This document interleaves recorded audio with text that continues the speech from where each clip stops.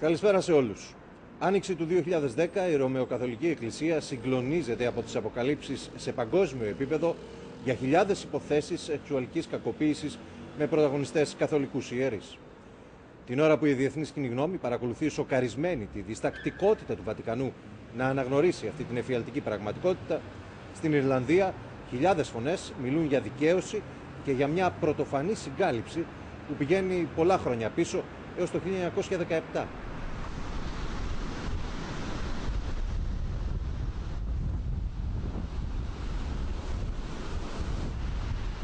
The first documented complaint in Ireland was 1917.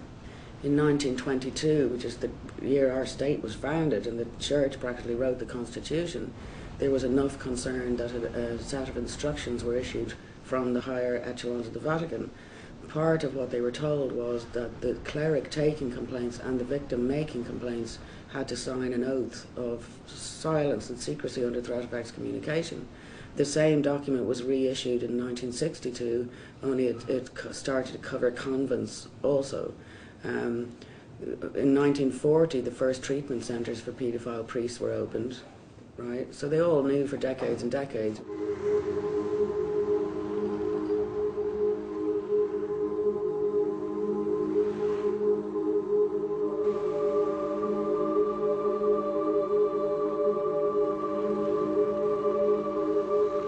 If you knew that you had any association with the rape of a child or the cover-up of a rape of a child, how could you live with yourself?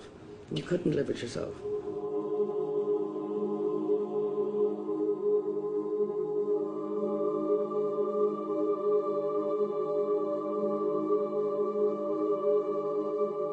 This man just out there sexually abusing me. Jesus, like, these men had the audacity to start quoting Jesus and Jesus' pain to me after the pain he's giving me.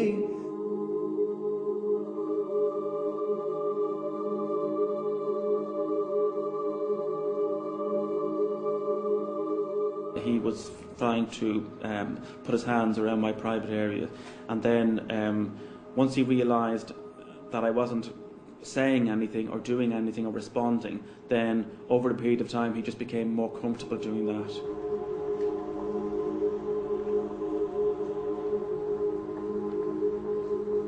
As a young child I was abused by a Christian brother, and later in life I was abused by a priest.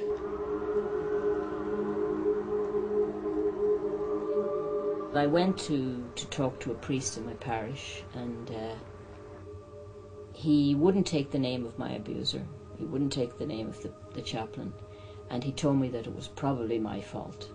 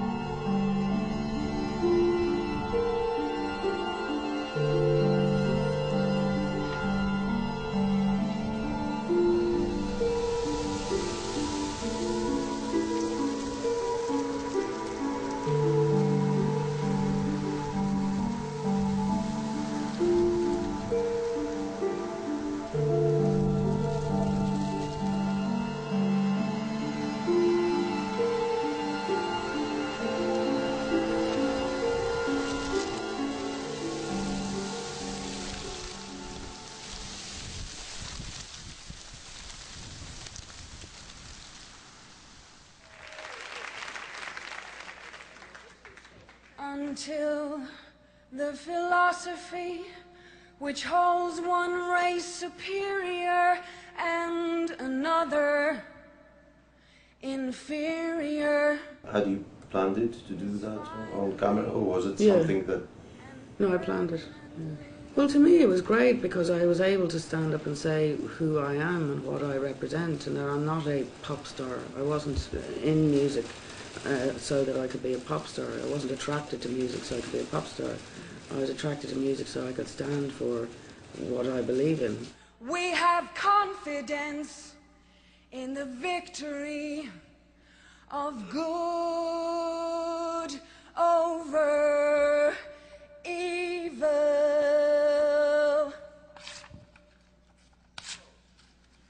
Fight the real enemy.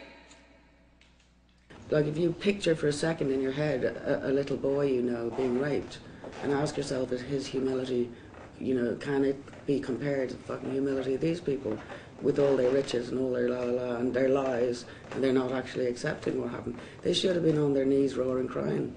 They should have been the ones who first publicised it. It shouldn't have been that the victims had to spend years bashing the door down.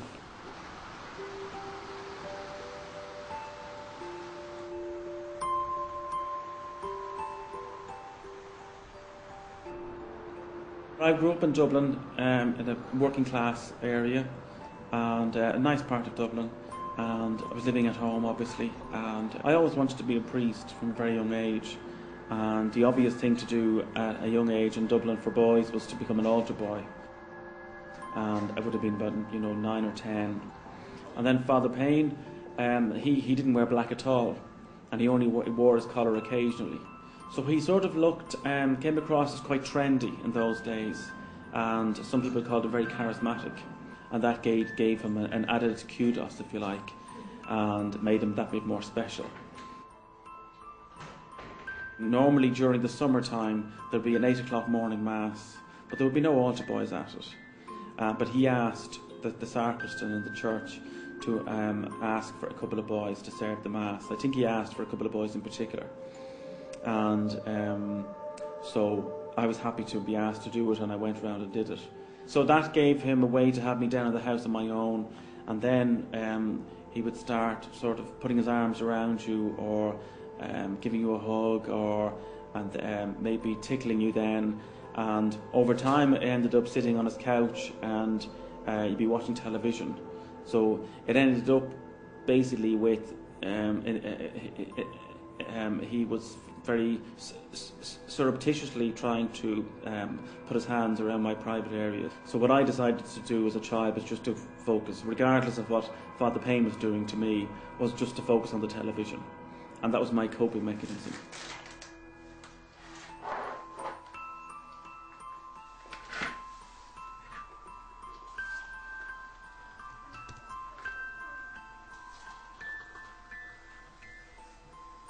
I was born in Dublin, grew up in Dublin. I had one brother, an older brother, and my mum and dad, and my father's parents. We grew up all together in the one house. Very happy as a child. Went to school, and I enjoyed school. And then I became ill with osteomyelitis in my arm, and I had to go into hospital. I had the operation. I wasn't too well after the operation. I was running a fever and things, but the chaplain was a young priest, and he made me feel very safe, because it was my first time away from home, and he used to come and talk to me and sort of paid special attention to me, and I felt very lucky that he was being friendly with me more so than other children on the ward. But he used to come and read to me in the evenings when the other children would be sort of settling down to sleep, and he would send the nurse from the ward off to have a cup of tea or something, and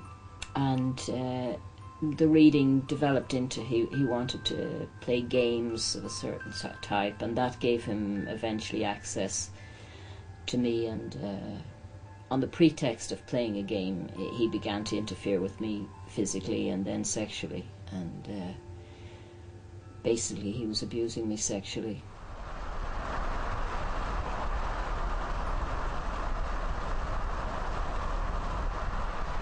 This place, Dangan, it was like Devil's Island. That's what it was like. And because your parents couldn't come and visit you, The brothers who ran the place, the priests, you had to do whatever they said. And you lived at their permission. You breathed at their permission. They controlled you. They did everything they wanted to do to you. These were evil people. These were evil times. Many of the children who were here were only orphans. No mother, no father. But in my case, because my brother and somebody stole some chocolate and gave me the chocolate, I was sent here for 2 years. But it wasn't just 2 years here, it was 2 years of sexual abuse, physical abuse, and emotional abuse.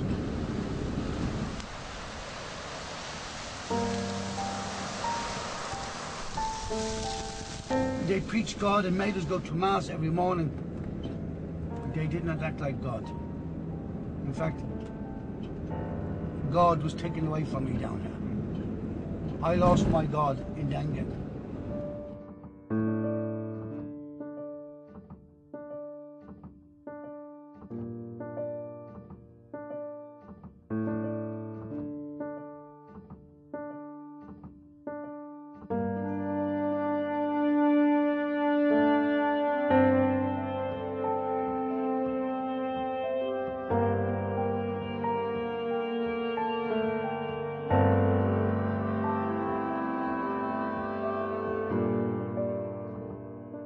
I find it traumatic coming back here. I go back as an adult, but the memories come back as a child. So I become a child again. And then all the nightmares and all the fear still come back, and I'm still an adult. I'm a man. I'm a very old man now, but it all comes back to me.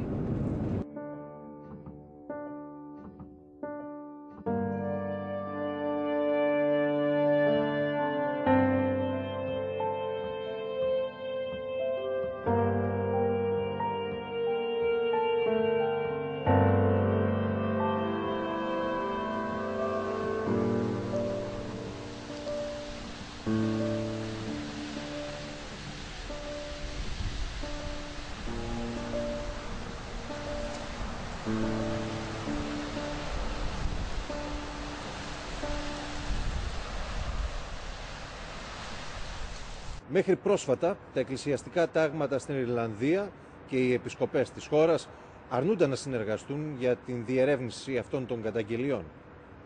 Μέλη των ταγμάτων και κληρικοί δεν ήθελαν να ακούσουν τις μαρτυρίες των θυμάτων, δεν αναγνώριζαν καν τα ίδια τα θύματα. Από την άλλη, η αστυνομία, οι εισαγγελικές αρχές, οι Ιρλανδοί πολιτικοί έκλειναν τα μάτια επί δεκαετίες σε αυτό το πρωτοφανές σκάνδαλο που το 1994 θα έρχινε την κυβέρνηση της χώρας. Μόλις πριν από ένα χρόνο δημοσιοποιήθηκαν τα συμπεράσματα των ερευνών που αναγκάστηκε να διεξάγει η πολιτεία όταν οι ψήφιροι έγιναν κραυγές.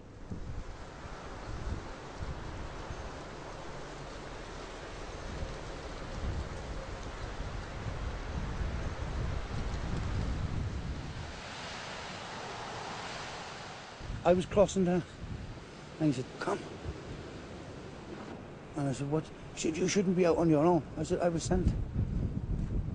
"Oh, you weren't. Come in here." So he put me in there and he beat me. And then he had a habit from there down. And he dragged me down, but he was beating me. And then he loosened his trousers and he put my face to him. And was beating me while he made me do things. And he had no compulsion. He had no remorse. He had no nothing. So these two buildings here represent a lot of fear for me. It brings back the child in me. And I feel very bitter. I feel very angry because it now comes back home. What happened in these buildings and then what we're forced to do in the other buildings. And the other buildings is worse. But I will show you when we go through these doors what was even worse. Forget about being raped, sexually assaulted. What was worse than that, because they dehumanized you.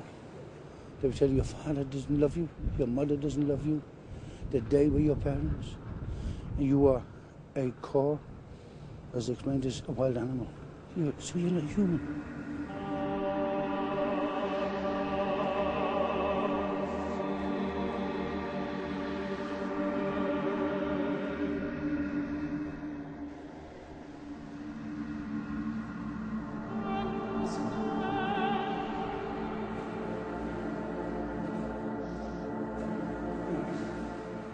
This is where you come in at night, go upstairs, the dormitories.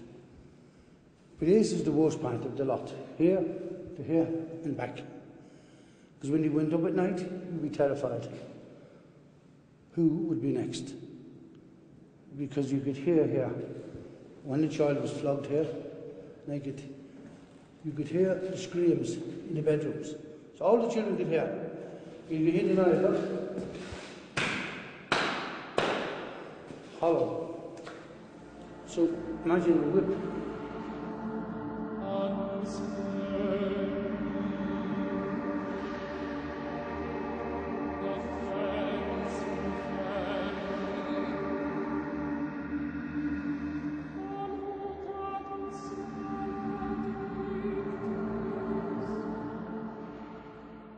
I was upstairs and I heard Ashmore. He said, "Who was going to escape with you?" And he said, "Kelly. Kelly, Kelly." So I knew now, this is my time. For a long time, brother. 6 months, I was dreading it would be me. Now it's going to be me. So they brought him up and he was screaming, really screaming. So that made it more terrifying for me before it happened to me. When I came down, this brother got me. Throw you on the stairs. Pull the night dress over. Stand on your hands. You kneel down. Stand on your hands. So you can't move. And then the man, Fitzpatrick, with a big whip, he would run from here. And run like that.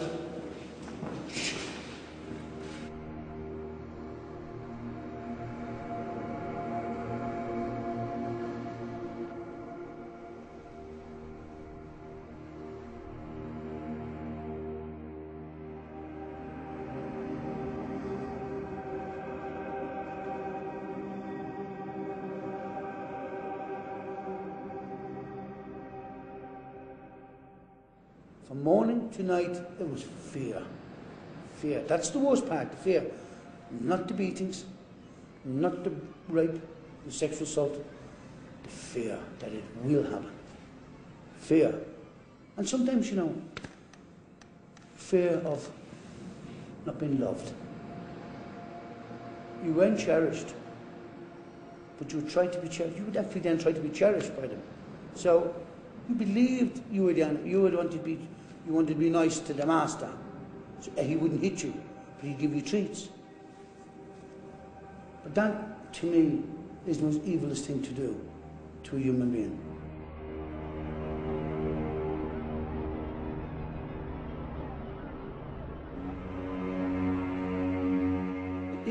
It was at its height in the 1950s. You had about between 7,000 and 8,000 children within the industrial school system at any one time.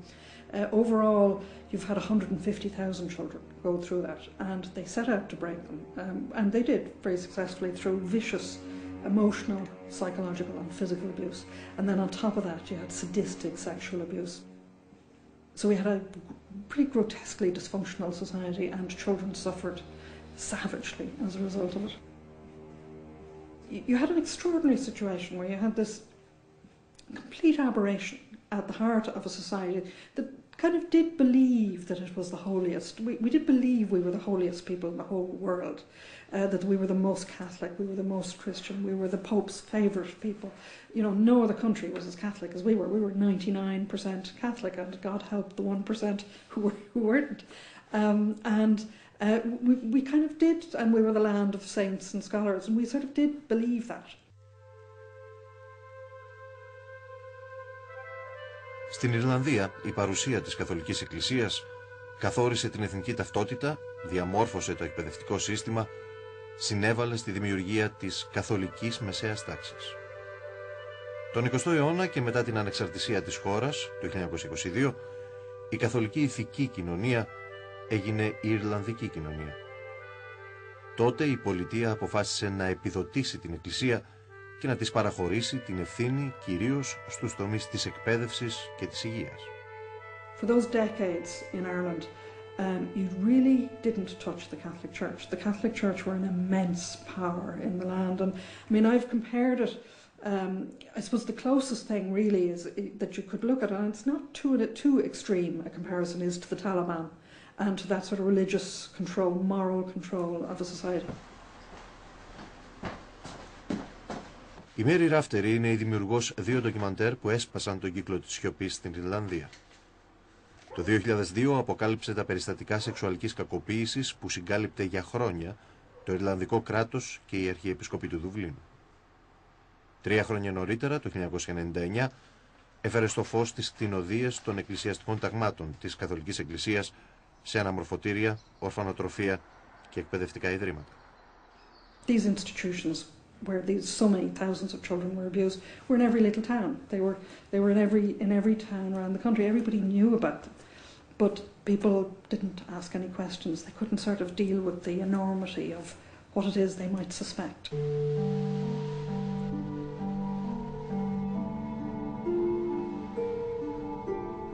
Το αναμορφωτήριο του Σεν Κόνλεθ στο Ντέγγεν ήταν ένα από αυτά τα ιδρύματα.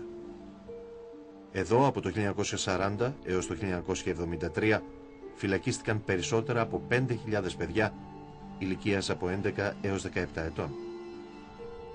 Το ίδρυμα διοικούσαν τα μέλη του χριστιανικού τάγματος των αφιερωμένων στην Άσπηλη Μαρία. Ο Τζον Κέλλι, πρόεδρος σήμερα της οργάνωσης παιδιών που επέζησαν από κακοποίηση, στάλθηκε σε αυτό το κολαστήριο για 2 χρόνια. Ήταν μόλις 12 ετών. Because I can still see him bearing down like that, precise, and going for parts of the body that would hurt. So I can imagine, and I was so shocked. Now I realised, what is this place? I'd never seen that. I'd never seen such violence before, and it wasn't ordinary violence. Passed out because he was so tired hitting this child. This was a big, big, big man.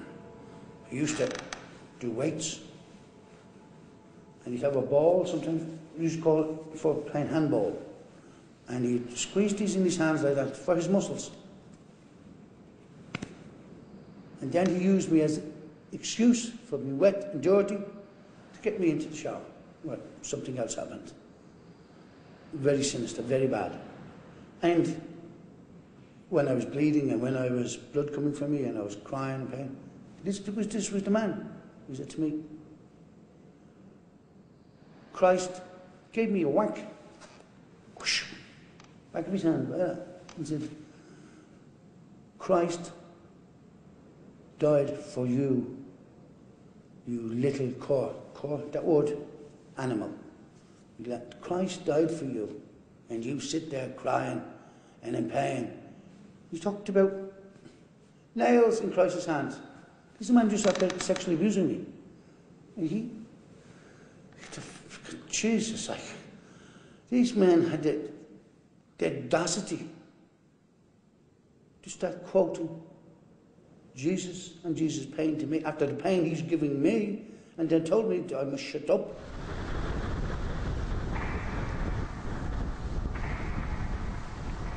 Καθημερινά, τα παιδιά σαν να ήταν βαρυπινίτες κατάδικοι, υποχρεώνονταν να δουλεύουν σε φάρμες.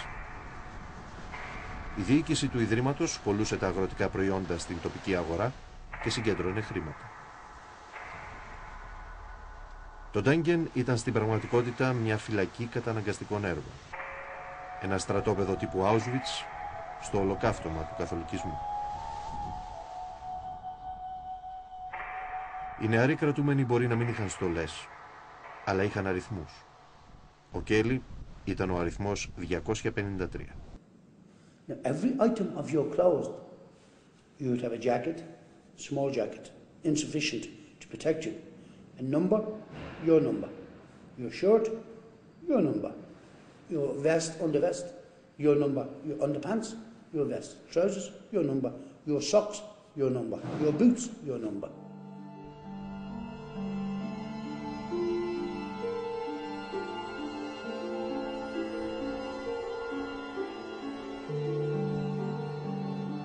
But when I was released, I wasn't happy. I was fretful. I thought somebody would take me back. I hurried down waiting on the bus. I even wet myself waiting on the bus. And even when I got home, I was out for a week, 10 days. I jumped on the train again to Britain. Didn't tell my mother, didn't tell my parents, my brothers, nobody. And I remained there for 33 years. I always thought, even when in England, they would take me back here. I slept on benches in Hyde Park, in the rain and the snow, but I felt safe.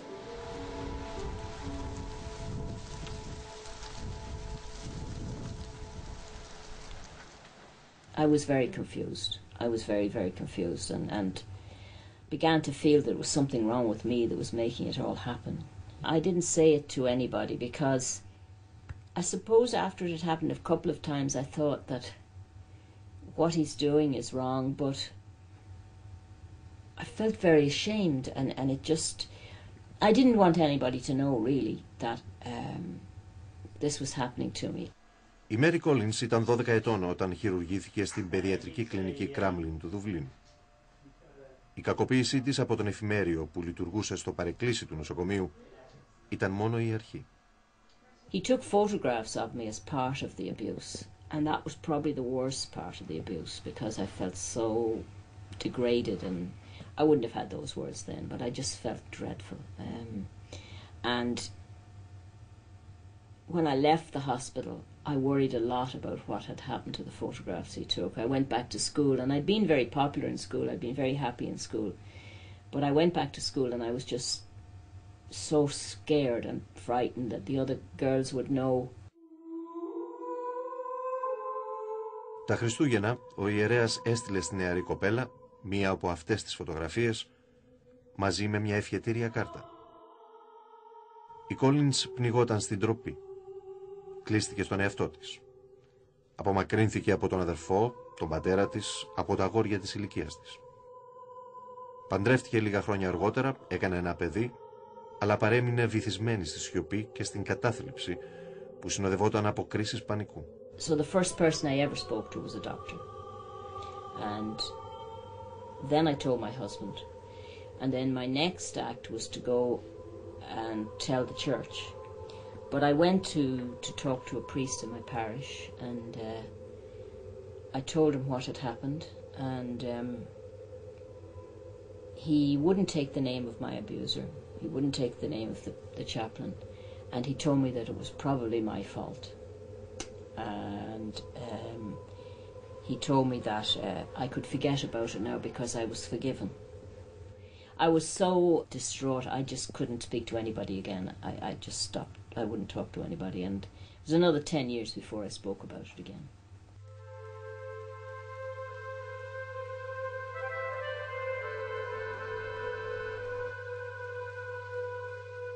Αρχές της δεκαετίας του 90 η Ιρλανδία συγκλονίζεται από τις αποκαλύψεις για τον ιερέα Μπρένταν Σμιθ.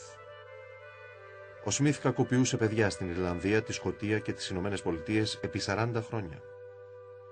Η Ιρλανδική Καθολική Εκκλησία απλώς τον μετέθεται από τη μία ενορία στην άλλη.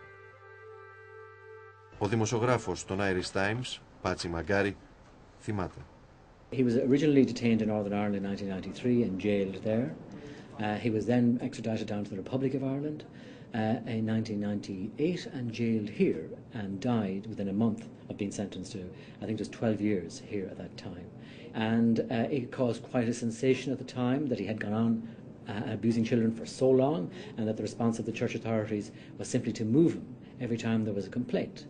And in fact, that scandal was of such a degree that later that year it brought down a government in 1994 because it was alleged that the Attorney General's office hadn't handled requests for his extradition to Northern Ireland satisfactorily.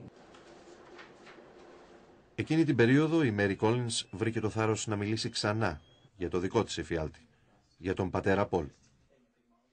Αυτή τη φορά πήγε στην Αρχιεπισκοπή του Δουβλίνου, αλλά και στην αστυνομία. I found out that he was in a parish, he was looking after children, he was at that point still active and still in a position of trust with children, and I tried to get the Archbishop of Dublin, who was Archbishop Connell at the time. I asked him to have him removed from his parish, and he wouldn't. The priest admitted that he had abused me, so his superiors knew he was guilty, but they still wouldn't cooperate with the police.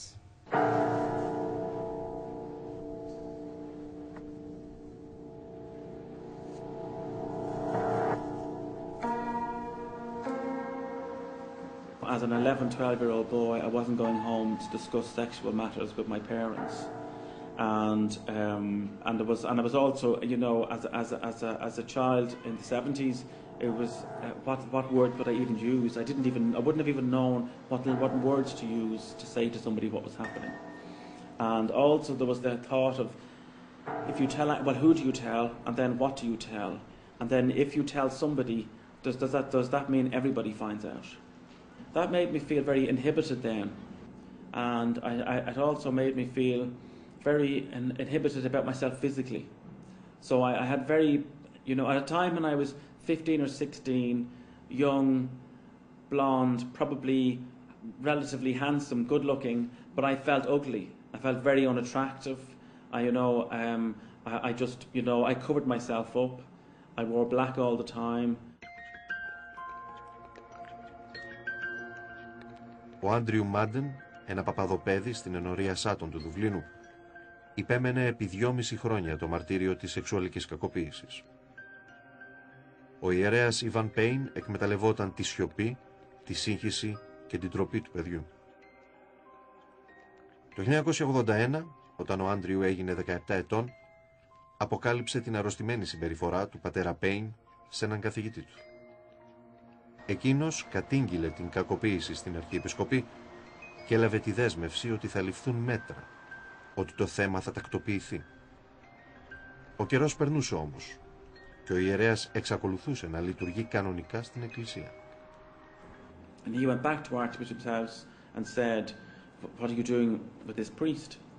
And they said they would move him at a time when they normally moved priests in order not to draw attention to him particularly. A year after I left school, I made my own application to join the priesthood, and I was eventually turned down.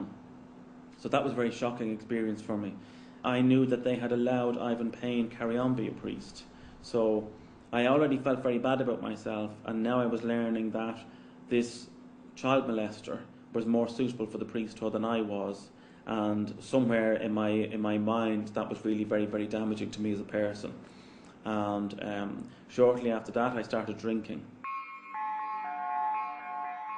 Αρχές της δεκαετίας του 90, ο Μάντεν αποφασίζει να σύρει τον πατέρα Πέιν στα δικαστήρια.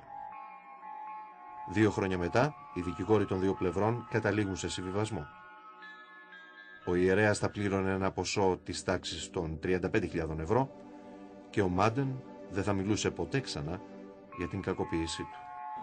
And we subsequently learned then in 1995 that the Archbishop of Dublin, Archbishop Connell, had used diocesan funds to give to Ivan Payne to pay the compensation.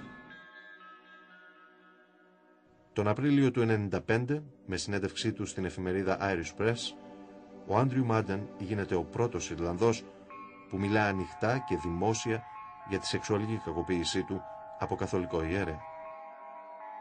Μια βροχή από δημοσιεύματα και τηλεοπτικά ντοκιμαντέρ, όπως το «Καταστάσεις φόβου» της Ράφτερη, σηματοδοτούν το τέλος της σιωπής για τα ένοχα μυστικά της Καθολικής Εκκλησίας στην Ιρλανδία. Οι αποκαλύψεις αναγκάζουν την κυβέρνηση να συστήσει επιτροπές για τη διερεύνηση των καταγγελιών σχετικά με τα ιδρύματα της Εκκλησίας, αλλά και την αποκατάσταση των θυμάτων. Τα μέτρα ανακοινώνει ο τότε πρωθυπουργός Μπέρντι Άχερν μαζί με τη δημόσια απολογία του για την ολιγορία της πολιτείας εδώ και δεκαετίες. The government wishes to make a sincere and long overdue apology to the victims of childhood abuse for a collective failure to intervene, to detect their pain and to come to their rescue. We put the church on a pedestal. We made them more important than what they were. We looked up to them. And because we thought they were good, religious and kind people, We trusted them. I think the state knew some of the things it had to know. But when some people would escape, like when a boy when I was here, who was raped, went to the police. The police didn't believe him. The government didn't believe him. Even wrote to his member of parliament. Didn't believe him. Η έρευνα για τα ιδρύματα της Εκκλησίας, την περίοδο 1937-1980, αρχίζει τελικά τον Μάιο του 2000. Στην εισαγγελέα Λαφόι και αργότερα στον εισαγγελέα Ράιαν εμφανίζονται και ζητούν να καταθέσουν περισσότερα από 3.000 θύματα. Η απροθυμία των χριστιανικών ταγμάτων όμως να συνεργαστούν με τις αρχές, αλλά και η απειλή τους ότι θα αμφισβητήσουν δικαστικά κάθε καταγγελία εναντίον τους, καθυστερεί την έκδοση του πορίσματος. Because the religious orders decided to fight every case, they denied every allegation. They even denied the children were in the schools. They denied that they were in the schools. They denied, the level of denial was shocking. This is what they threatened, unless they got their way, which was that nobody would be named, and crucially no dead brothers would be named, no living brothers would be named, nobody. Οι αρχές δέχθηκαν τον εκβιασμό προκειμένου να προχωρήσει η διαδικασία. Χρειάστηκαν 9 ολόκληρα χρόνια για να ολοκληρωθεί η γνωστή και ως αναφορά Ράιν. Όταν δόθηκε στη δημοσιότητα τον Μάιο του 2009, τα ονόματα των ιερέων, των μοναχών και των αδελφών που είχαν κακοποιήσει παιδιά είχαν αντικατασταθεί με ψευδόνυμα. This document, this inquiry, vindicates what victims had said. It mentions where children were raped and brutally abused. And victims will feel vindicated by that. That will give them some comfort. However, this report's conclusions go very, very, very short on what the expectations of the victims wanted. Didn't name, didn't shame, didn't say anything. That is wrong. Those who were dead even those who were dead, they didn't reveal their names, and they could. Then there's no law being broken. But the man who was here, who worked in the laundry, they gave him a pseudonym. He's dead. He died in prison. Why not mention his name? I can say it. His name is Brother Gallagher. They call him Brother Raymond. They call him something else. All these people have different names. Not to identify why. Oh, they say to protect his family. What about my family?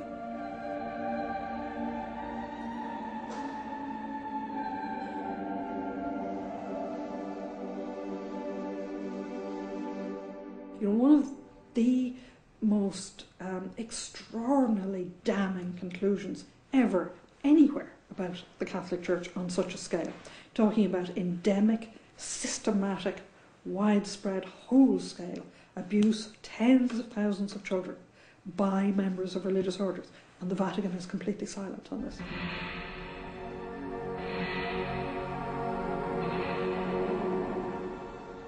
Το Cardinal Secrets, το ντοκιμαντέρ της Μέρι Ράφτερη, έγινε η αφορμή για τη δεύτερη μεγάλη επίσημη έρευνα στην Ιρλανδία.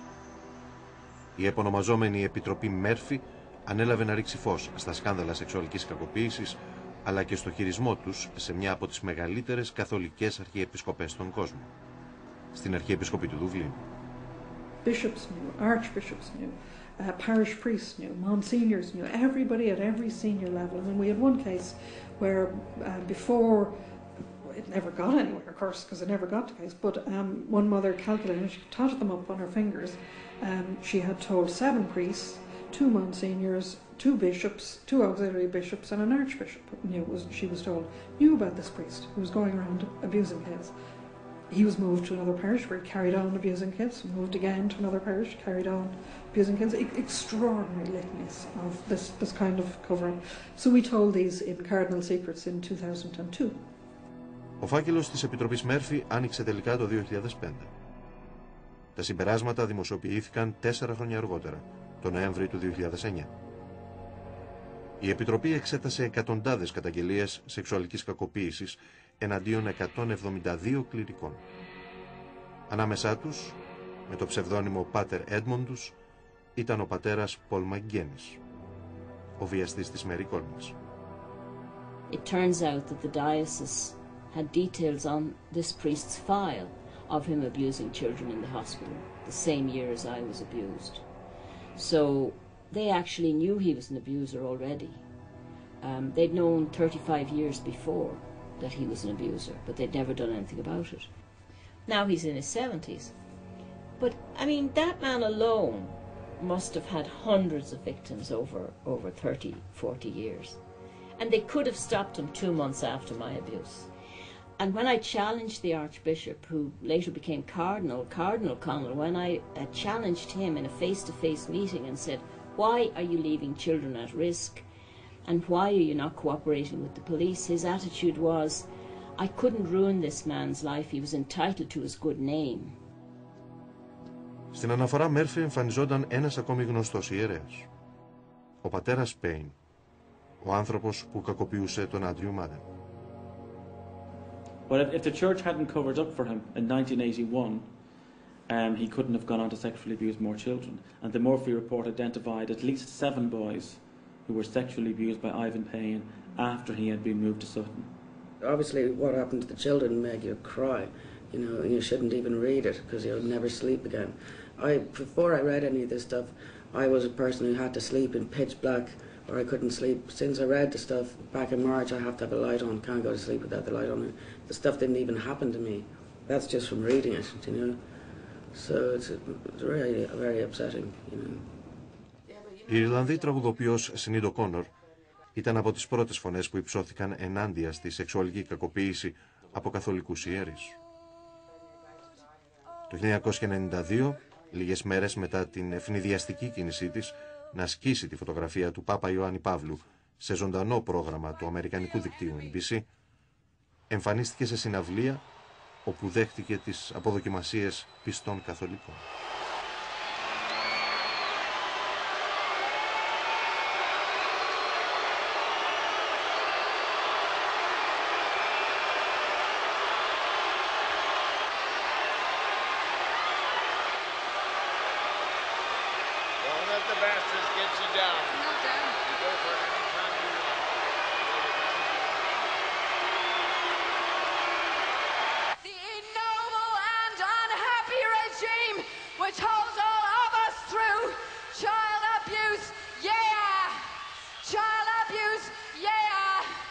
Subhuman bondage has been toppled, utterly destroyed. Everywhere is war. I mean, I was very upset. I just cried and cried and cried when I read the Murphy report. I cried for like 2 weeks, like, and I was very angry as well. Obviously, you know. Why were you so angry about it? Well, was it something personal, you know? No, it's a wealth of reasons. For me, the reason I'm involved in this whole campaigning or struggling about it is not only because I'm concerned about the people that this stuff happened to, but I happen to be someone who loves the idea of the Holy Spirit, you know, and I believe in the Holy Spirit, and I don't like to see that spirit being used and manipulated and misrepresented. And I always had the feeling the church kind of keep the Holy Spirit prisoner, you know, hold him hostage, or him, she, it, whatever you want to call it, that they dictate who God can love and who God doesn't love and all of that. So I was always disappointed with them. And from the time that I was very young, I grew up myself in a home which was filled with extreme abuse. And what actually helped me to get through that was the Holy Spirit. I constantly believed in Jesus. When I was having this shit kicked out of me, lying on floors, I could close my eyes and I'd think about Jesus, and I'd see Jesus on the cross, and the blood would run down from Jesus into my heart on the floor, and that saved me. I was able to go through any abuse when I had that.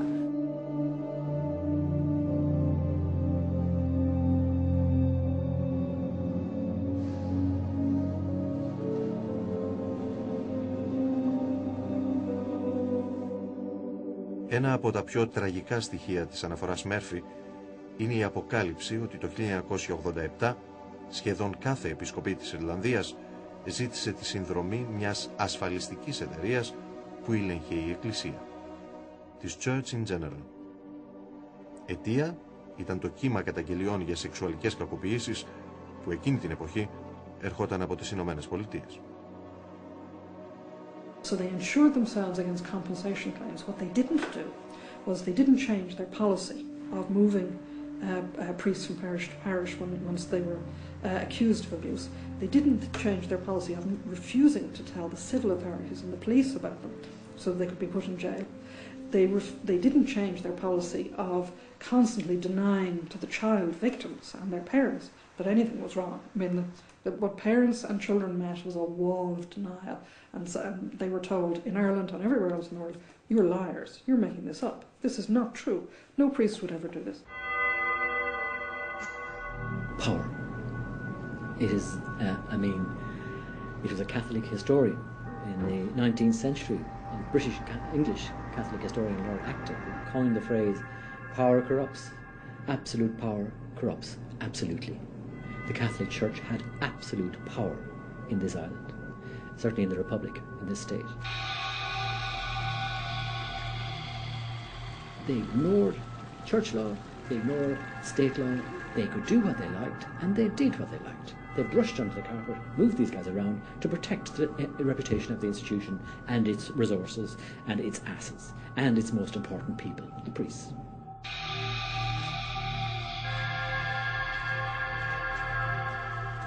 The church is damaged.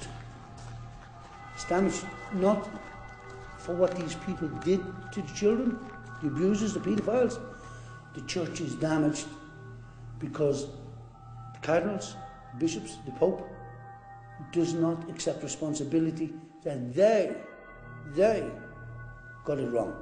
So I think it'll be over when these people admit that they lied, when they admit that they're now trying to cover up the cover-up, when they turn themselves into the police and asked to be prosecuted, every one of them from the Pope down.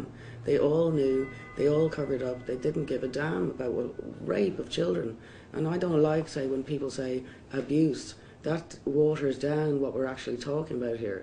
And it's a horrible image to think of, but just imagine some small boy that you know, or a boy of any age, being raped by anyone, never mind that it's a priest.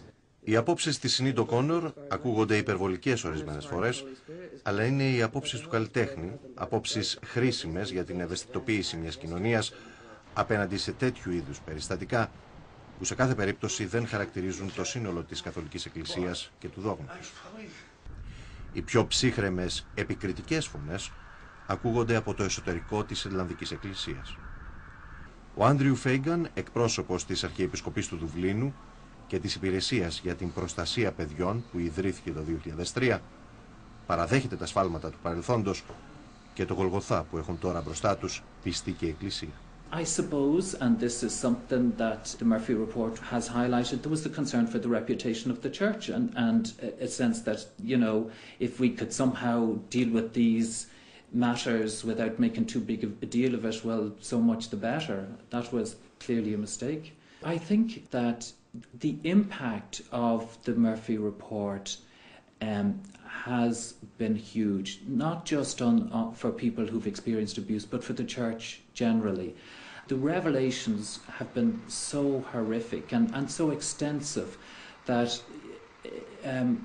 it has done major damage to the standing of the church. And it's incredibly painful, I think, for members of the church. And to think in terms of recovering from that's a long-term process. It really is a long-term process.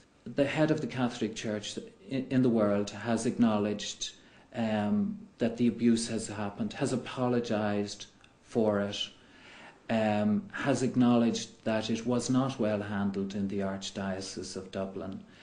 And all of those things are very important in terms of the restoration of trust in the Church.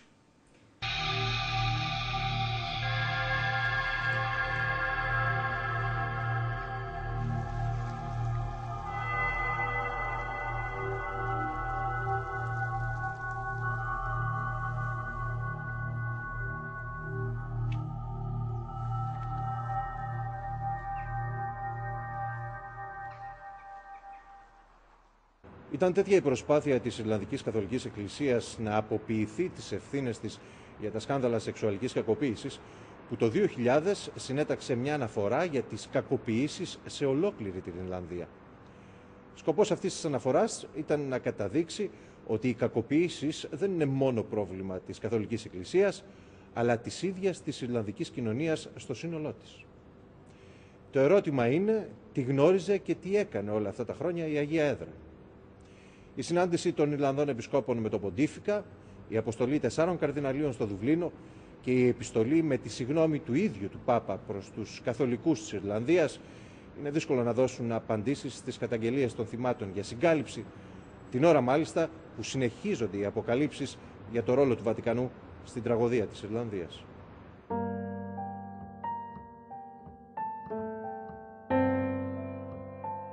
My name is Brian Darcy. I'm a priest, a Passionist congregation. As a young child, I was abused by a Christian brother, and later in life I was abused by a priest. And when the first time I read the Ryan report, I had no problem believing it, that this was done by people who were supposed to be serving God and who brutalised the innocent people who had, many of whom had been brutalised in their own home beforehand.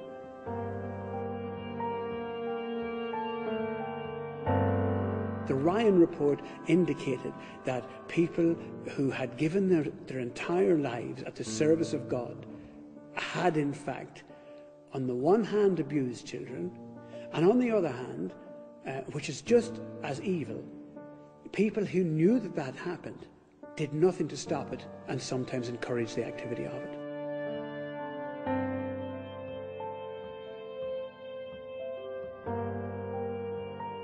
One of the most serious allegations that we have to face, and one of the most serious conclusions from this Dublin report that we have to face, is that this was a systemic failure. The system itself in Dublin and in Ireland and in Rome and universally across the church is such that it is dysfunctional. Don't forget, all of these leaders in Ireland and throughout the world were specifically chosen by Rome themselves as being the kind of men they wanted. Yes men. Men who will not rock the boat. Men who are easily manipulated. And men who will do what Rome tells them. It was Rome who chose them. So therefore Rome has to take the responsibility for it. So far that hasn't happened. And I still can't understand why the Pope can't come out and say, first of all, I accept the veracity, the truth of Ryan. I accept the veracity and the truth of the Dublin Archdiocese report into sexual abuse. You know, and that hasn't happened. So we're still in this world of denial.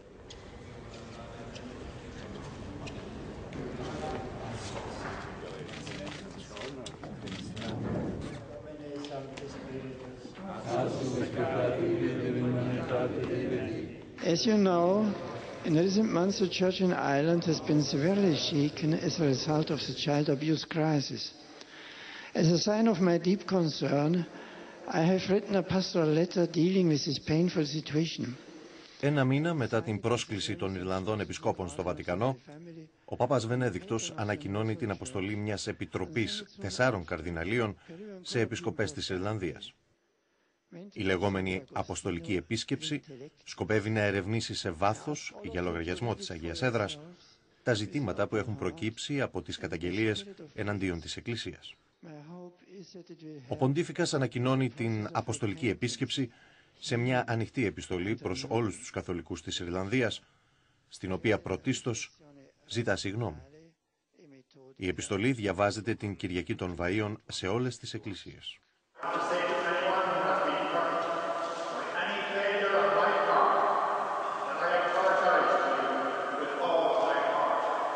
He apologized on behalf of those errant people, which is correct. But he made no apology for the errancy of the system over which he presides. And whereas that's the point that everybody was waiting for, he didn't accept that it was systemic failure. So I think that his letter was good, and probably as good as could come at the time, but there's much more to come.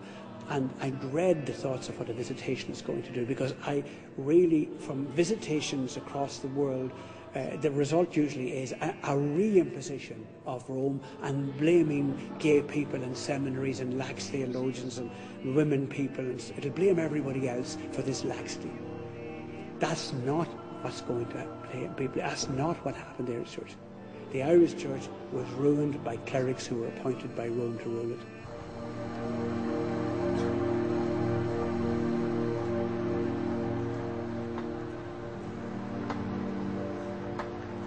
For a start, we got apology. It took 300 years after Galileo's death before he got an apology. I got one in my lifetime.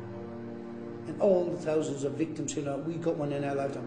That is an astonishing thing for the Pope to have done. Surrender yourself to demands of justice. That's what Pope Benedict said. I think His Holiness was sincere in this. Now, it's open to interpretation how you would do that. He showed how concerned he was, and he did apologise. But what survivors like myself were looking for was him to say he was going to make his bishops take responsibility. Any man who had protected an abuser would be made to resign, would be stepped down. So we wanted actions as well as words. We didn't get that in the letter.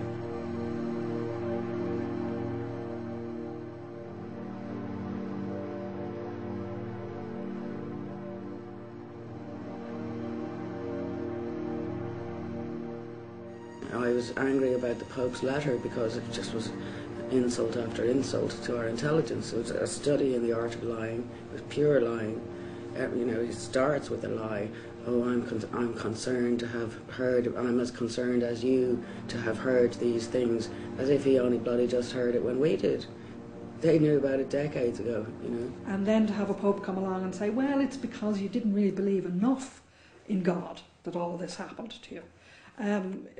Really makes people say, oh, what is he talking about? This has no relevance to us. Like, he doesn't get it. He doesn't really understand it. I don't know if it's fair for anybody to criticise Pope Benedict for not understanding the full thing. I mean, I lived in the middle of Ireland and I didn't understand it. And didn't understand that it was such a huge problem. What you can expect better leadership from is when you find out the truth, not to accept it. And there's been a real sharp hesitancy, not really from Pope Benedict himself, but from the organisation of which he is the head, to accept the truth. A crime is a crime. The problem with the church was that they confused crime with sin. And they thought they could help and forgive sin, forgetting that crime was something else. We can't undo it. We can't make up for it. We can't compensate for it. We can make efforts at all of those things. But eventually, we can't sort of set up a system to help survivors and walk away as if it never happened and say, well, we've done everything. What do you want us to do now?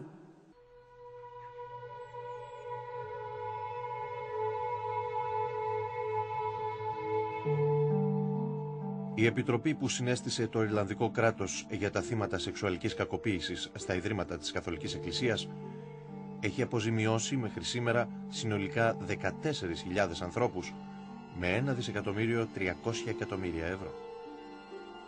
Η Εκκλησία, επικαλούμενη τα άδεια ταμεία της, έδωσε μόνο 120 εκατομμύρια ευρώ, δηλαδή λιγότερο από το 10% του συνολικού ποσού. Το 90% των αποζημιώσεων για τις σεξουαλικές κακοποίησεις στα χριστιανικά ιδρύματα πλήρωσαν οι Ιρλανδοί φορολογούμενοι.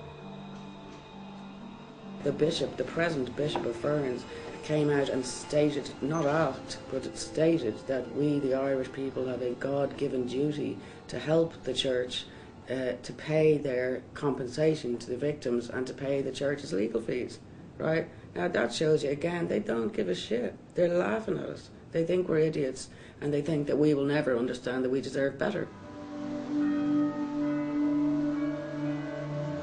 I'm still angry with the church itself in that they are trying to portray this whole child abuse issue as some sort of a conspiracy against the church that's being led by the media, and that it's all an anti-church issue.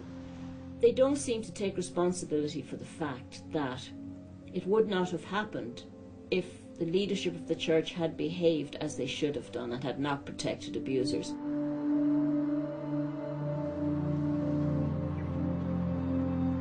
We have now discovered not only were the children abused in these institutions, we now know they were abused in parishes, dioceses around Ireland. But we also know now that they're abused all over the world, in different countries. The reports in Dublin talk about every archbishop for 3 decades covering up the sexual abuse of children. The Boston report says the very same thing. Or the Philadelphia report, one of the two of them, talks about every archbishop for 6 decades covering up the sexual abuse of children. We change the names, you've got the very same thing going on, the very same practices engaged in. Every country in the world has covered this up. Every bishop in the world almost has covered it up, has had some knowledge of it. So nobody's hands are particularly clean. And so then, of course, when you come to the current Pope Benedict, we know now, because of what's transpired in Germany, that he has serious questions to answer, which he has not yet addressed himself to, but also his knowledge within the Vatican, because he was, as the prefect of the Congregation of the Doctrine of the Faith, previously of course known as the Inquisition, he was the repository of more knowledge about this than anybody else, and nothing filters its way back to civil police forces anywhere.